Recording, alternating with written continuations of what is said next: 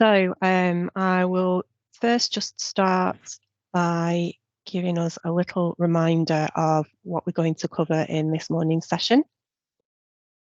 By the end of this morning's session, we hope that you will all have an increased understanding of what we mean when we talk about mental health inclusion, an increased understanding of what an intersectional approach means, increased knowledge of what it means to have an intersectional approach to tackling mental health stigma in the workplace, and increased your awareness of what tools and resources are available to support employers and line managers. So the timings for today, it'll be the first part of the session will be presentations. So it'll be myself giving an introduction to mental health inclusion at work. My colleague Sahej will then talk about defining an intersectional approach and some of the work that we've been doing at CME. We'll then hear from Heather Richmond, who is one of our lived experience volunteers. We'll then have 5 minutes for a Q&A. So the Q&A function has been enabled.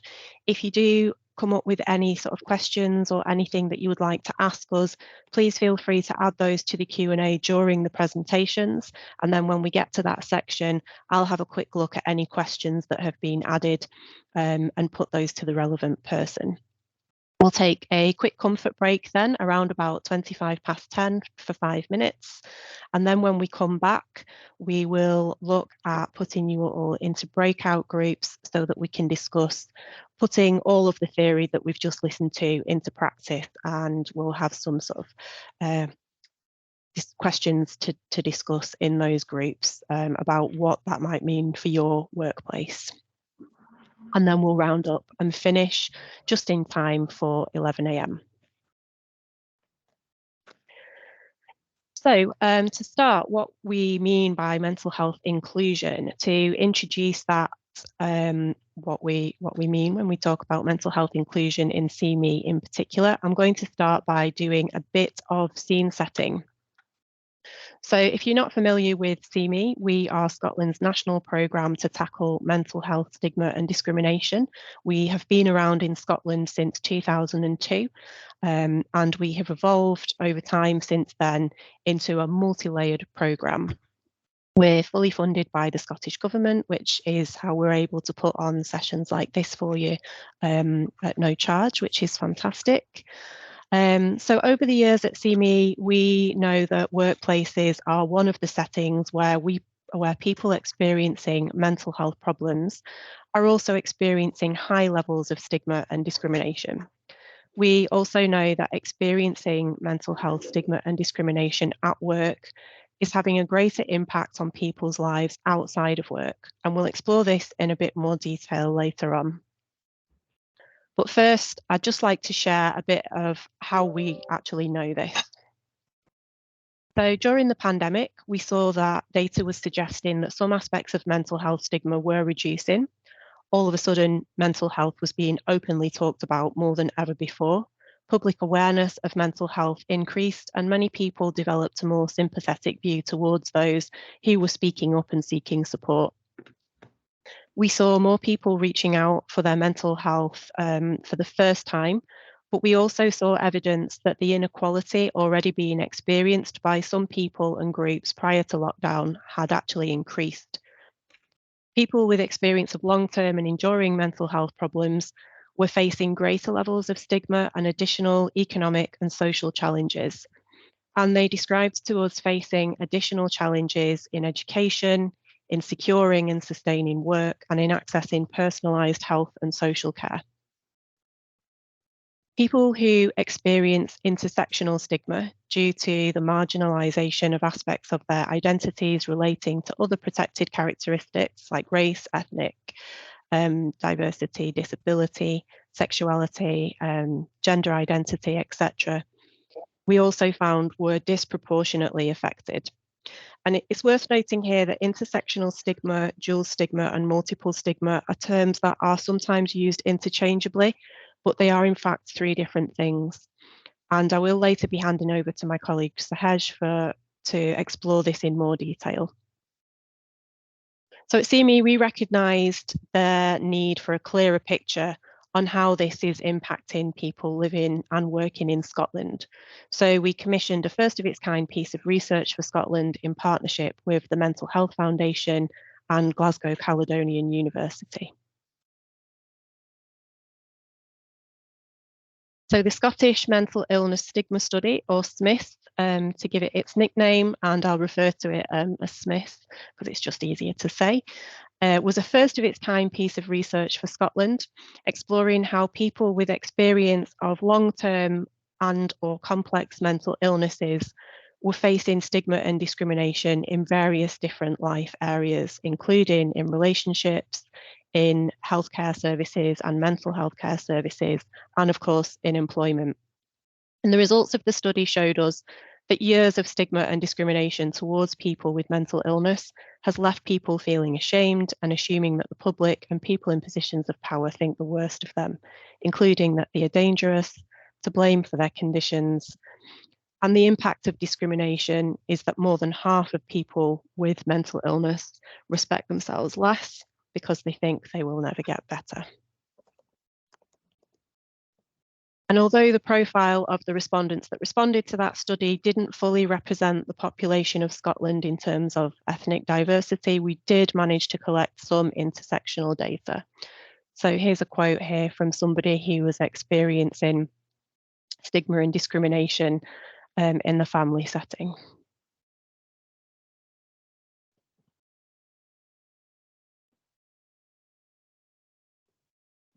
The survey respondents were asked 2 questions about the different life areas that they experience stigma and discrimination as a result of their mental health conditions. Firstly, which life areas do they experience stigma and discrimination most often?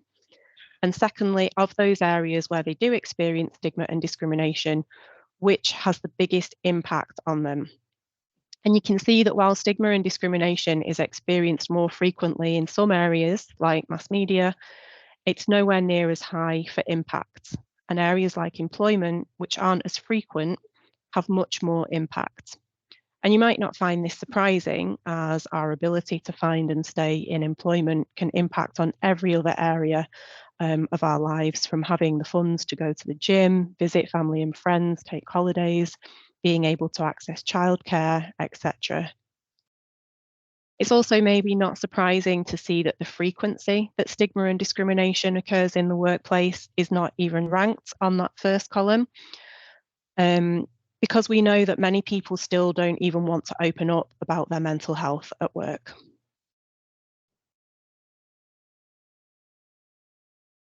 So the impact of this in terms of employees, in terms of our colleagues, I'll just read out the first quote in the left column there, because it really does describe what it is we're trying to tackle here at CME. My manager has been very judgmental of one of our sales assistants' mental health struggles, and as a result, I haven't told anyone about my specific diagnosis or symptoms. When people experience stigma and discrimination at work, either directly or through witnessing how a colleague has been treated, they will remember how that felt. And the study revealed really high levels of anticipation of being treated the same way again. 85% of respondents said that they'd stopped themselves from applying for jobs. 75% hadn't been open about their mental illness, needs and experiences at work. 45% had resigned or left employment before they wanted to. 63% stopped themselves for asking for flexible work arrangements or other reasonable adjustments. People experiencing and witnessing stigma and discrimination at work are less likely to apply for promotion opportunities, less likely to speak up and ask for help when they need it, more likely to leave work before they are ready, and more likely to hold themselves back from future employment opportunities as a result of that anticipation that they will be treated the same way again.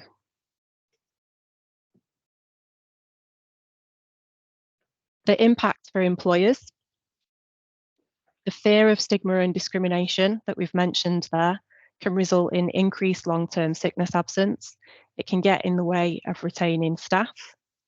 It can impact on quality of services. And recent research has estimated that the total cost to employers in the UK of poor mental health has actually increased and is now estimated to be around £56 billion every year. And we know that the numbers in Scotland are somewhere just around £1,500 per employee per day on average.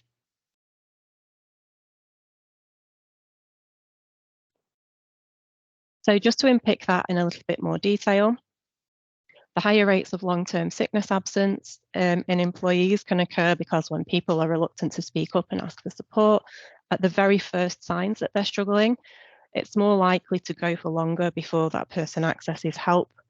That results in you becoming more unwell and then taking longer to recover.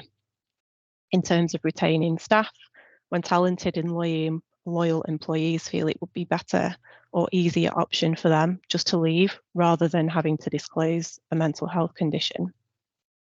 The impact on quality of services to clients when people push themselves to continue to work when they really need to be taking time off to rest and recover, this can lead to reduced productivity, not to mention high staff turnover related to the previous point.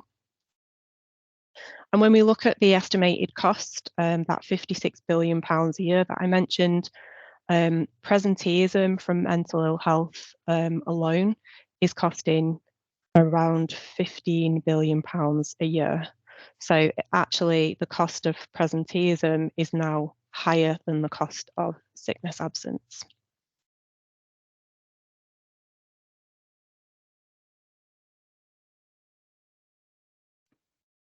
So the benefits of getting it right, when an organisation does get it right in supporting mental health needs of the workforce, it creates a more positive team environment.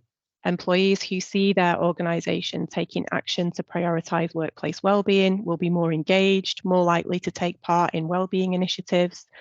More employees seeking help early can reduce long-term absence rates, relieve workload pressures on other colleagues as a result.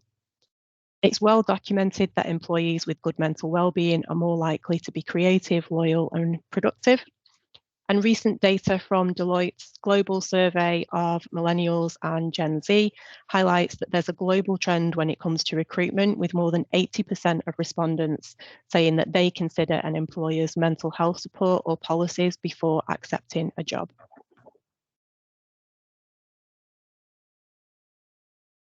So while some of the stigma that people experience in the workplace is a result of self-stigma, primarily we can say that it is a direct result of structural stigma and discrimination.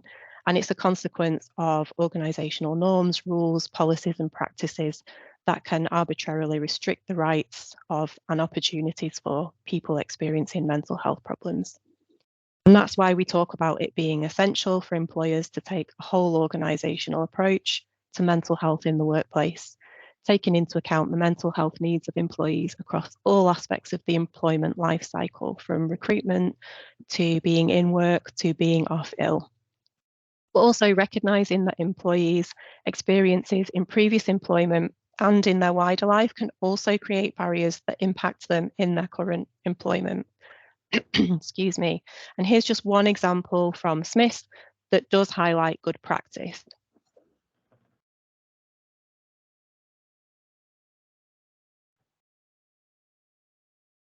When employers come to see me, struggling to understand why their colleagues aren't engaging with supports that are being offered, the answer is often found in CME's key message. Tackling stigma and discrimination and addressing the barriers that they create is foundational to any action to improve mental health. And that's especially true in workplaces. So you can have all the helplines and mental health first aiders in place, but if stigma is present, those efforts are likely to be less effective. When mental health stigma and discrimination are removed, people feel listened to, valued, included, and respected. They have better access to and experiences of services and support. They're more likely to achieve the outcomes that are important to them, including accessing and staying in employment and developing fulfilling careers. And so this is what we mean at CME when we talk about mental health inclusion. It's about removing those barriers. So hopefully we've made here quite a strong case for making sure that organisations have got access to the knowledge and support that they need to both understand and take action to remove those barriers that we've just looked at. But CME isn't a lone voice in this. There is legislation in Scotland and the UK that requires employers to take action as well. And unfortunately, a surprising amount of organisations are still lacking the knowledge that, for example, health and safety in the workplace is no longer just about slips, trips, and physical harm, but it also extends to the psychological harm that can result from extended exposure to work-related pressure and stress. And that failure to make reasonable adjustments for employees with mental health conditions is a specific form of unlawful discrimination outlined in the Equality Act. So we'll take a little look at what the law says in relation to mental health inclusion. So many organisations do now have a mandatory induction training available for new starters that introduce these topics, but it's important to remember that in legal terms, the term employer does also extend to employees that hold line management responsibility. And people are often promoted to managerial roles internally because of their technical or business skills. It may have been some time since that initial induction training. It might not have been knowledge that the employee was previously required to call on a regular basis. And when the recruitment and induction process for managerial positions, as well as learning and development available once managers are in post, does not explicitly outline the expectations and legal duties of the role in relation to employee mental health, that important knowledge can be missing, potentially leading to the unlawful discrimination of employees. So the Equality Act 2010 requires all employers and providers of goods, services and facilities not to discriminate against people who have disabilities, including mental health conditions that fall within the description of a disability. Discrimination is not just about bullying and harassment, and the Act defines 6 different types of discrimination. It's actually 7 now. There was another one added recently. It's essential that all employers and line managers have the correct understanding of their obligations under each of those different types of discrimination. And the Act also places a specific duty on public sector organisations, the Public Sector Equality Duty, which requires organisations to meet 3 specific needs that also align with CME's strategy. So I've laid these out here. In the left column, we've got the duty required under the Equality Act, and then next to that on the right, we've got CME's With Fairness in Mind is the name of our strategy and how we've aligned that. So number 1, to eliminate unlawful discrimination, harassment and victimisation and other conduct that is prohibited by the Equality Act 2010. And that aligns with CME's message that in order to tackle discrimination, you have to consider the presence of stigma, because wherever stigma exists, there is potential for discrimination to occur.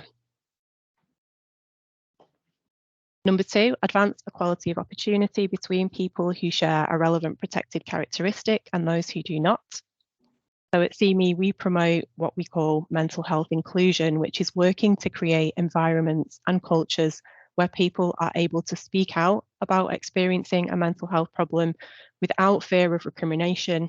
And when they do, they are treated equitably with dignity and respect. And number 3, foster good relations between people who share a protected characteristic and those who do not. This is what we refer to at CME as social contacts.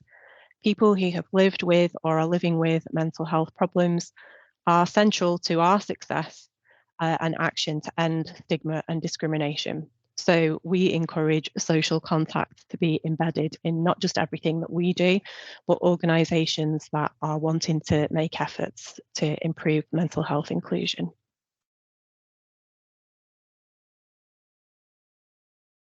So I've summarised here a couple of examples of some of the common mistakes that can be made in workplaces that result in unlawful discrimination. And usually it's as a result of that lack of knowledge and understanding that I mentioned earlier.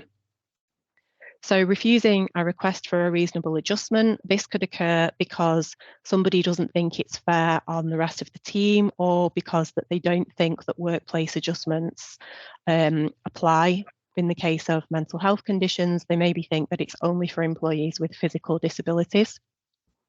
Withholding work-related opportunities, this could be, for example, promotions, or preventing somebody from taking on new work or projects because an assumption's been made that that person won't be able to cope. Avoiding or ignoring the employee, usually because somebody doesn't feel comfortable having a conversation about mental health, or because they're worried about saying the wrong thing.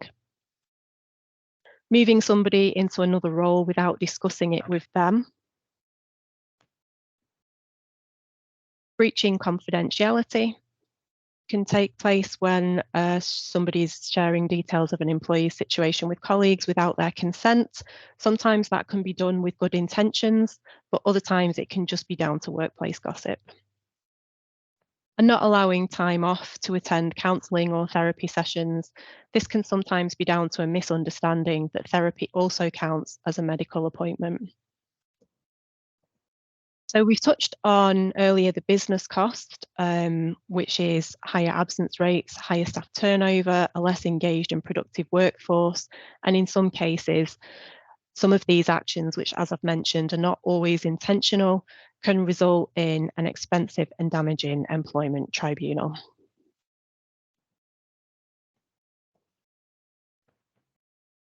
Now, I mentioned earlier that we touched on intersectionality, and I'm going to now hand over to my colleague Sahej to talk us through that in a little bit more detail. Taking an intersectional approach and intersectionality is a relatively new term for lots of people, and it's something that can actually be quite complex and nuanced. It's possible that organisations, as I said, are using the term interchangeably to mean other things, but it does actually have very specific meanings. And at CME, we've been doing some of our own internal work to make sure that we're very clear on our own understanding of what it means to take an intersectional approach and make sure that we are using the term correctly.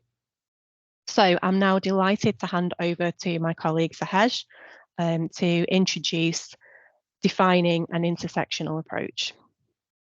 Thank you, Rachel, and good morning, everyone. As Rachel said, I'm Sahej Kamra, and I'm one of the project officers in communities and priority groups at CME. I'm sorry I sound a bit funny today. Defining an intersectional approach. So this quote by Audre Lorde explains the whole concept very clearly. There's no such thing as a single issue struggle because we do not live single issue lives.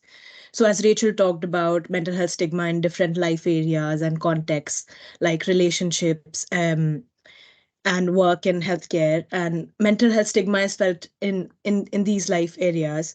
And just like this, people have different identities for sets such as ethnicity, gender, sexual orientation, disability, and so on, and they create like a whole different experience for an individual, and it is different for everyone. It's a distinct experience.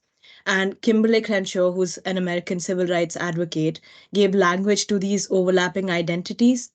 And it's very important to emphasize that it's not the identities that is a problem, but by default, there are some intersecting identities which are prioritized in the system that we live in, such as white, heterosexual, male, and able-bodied.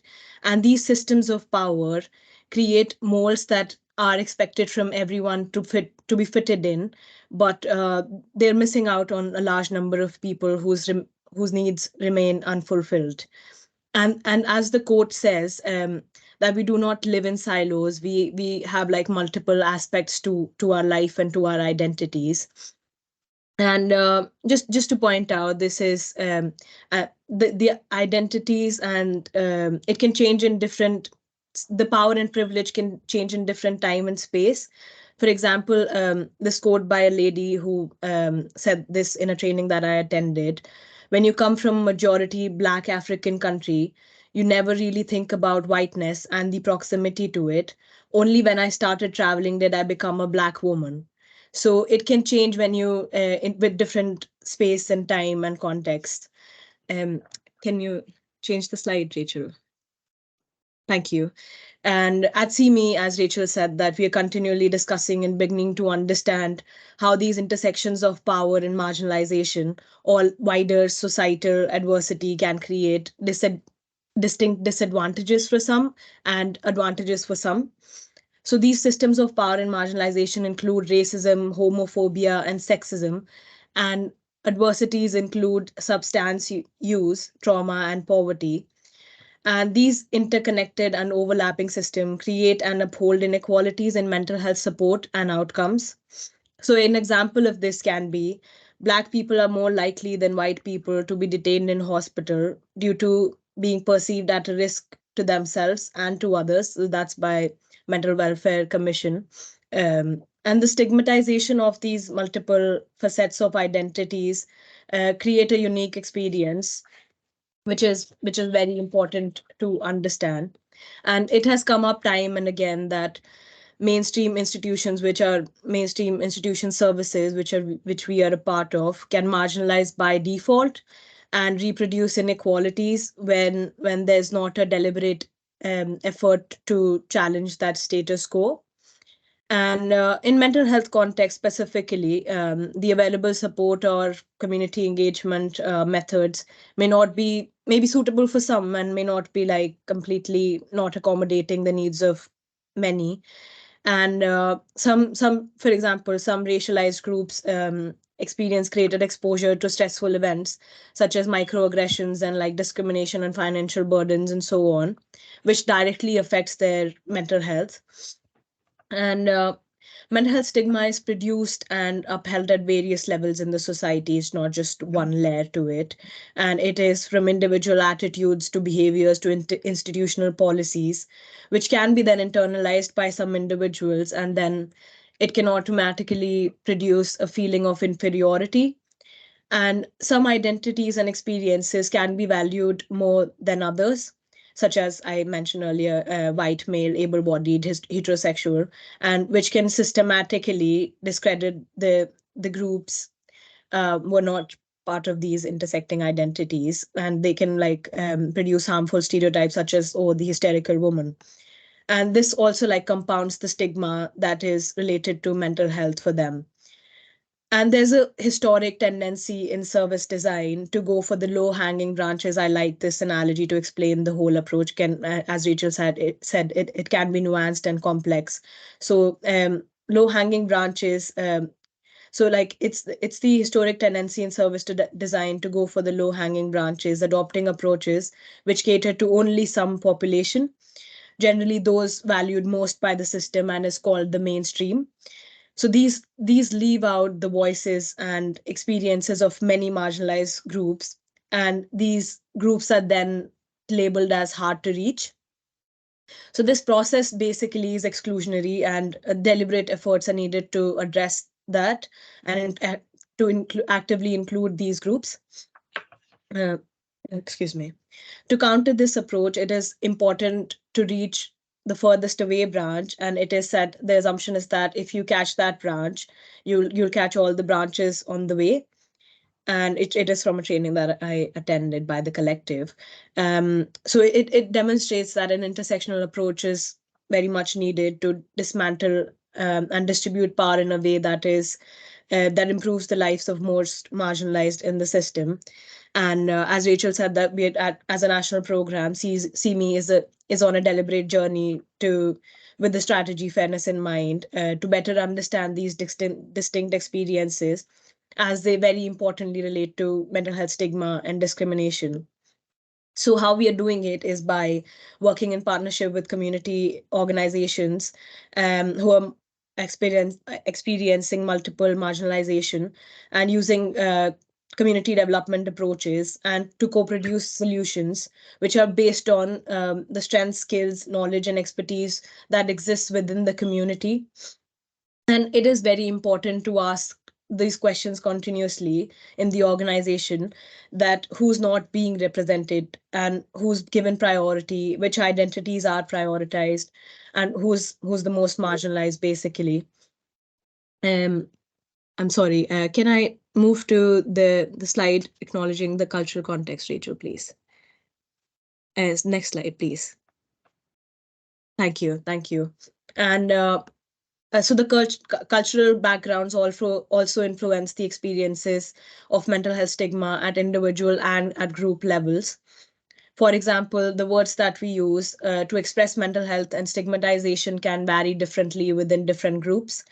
So it's surprising, but like in many settings, well-being is the word which resonates with most communities rather than using the word mental health.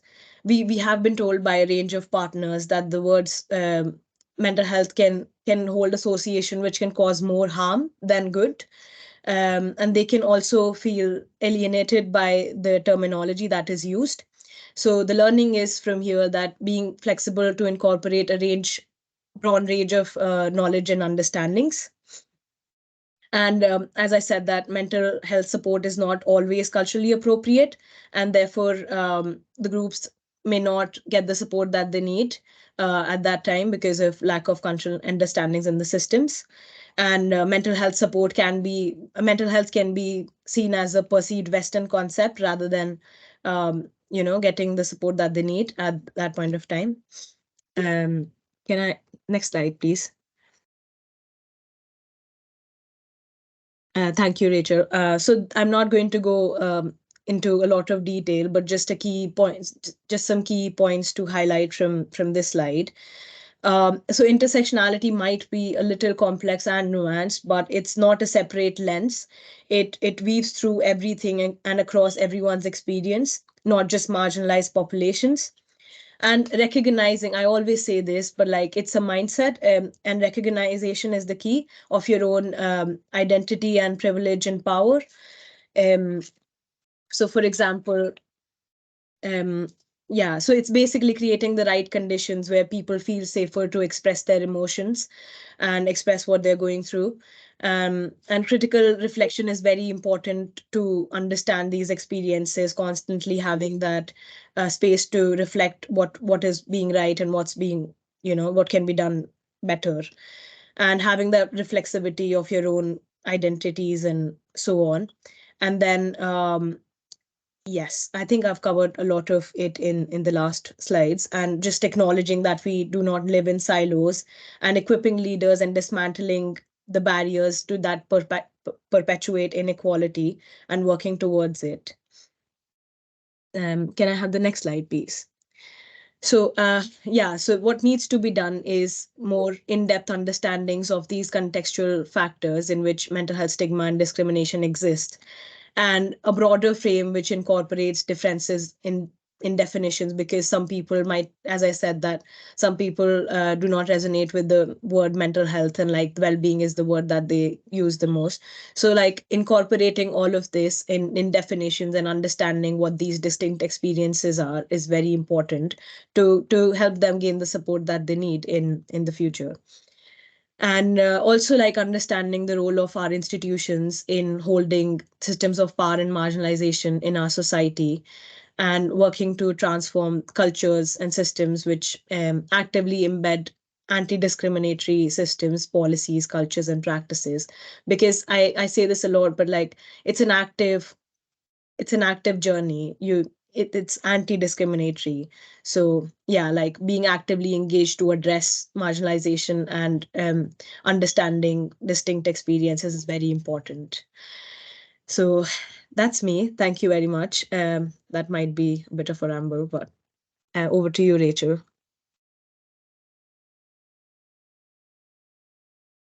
Thank you, Sahaj, and thank you for doing that absolutely stuffed full of a cold. I thought you managed very well there. So I'm just going to stop recording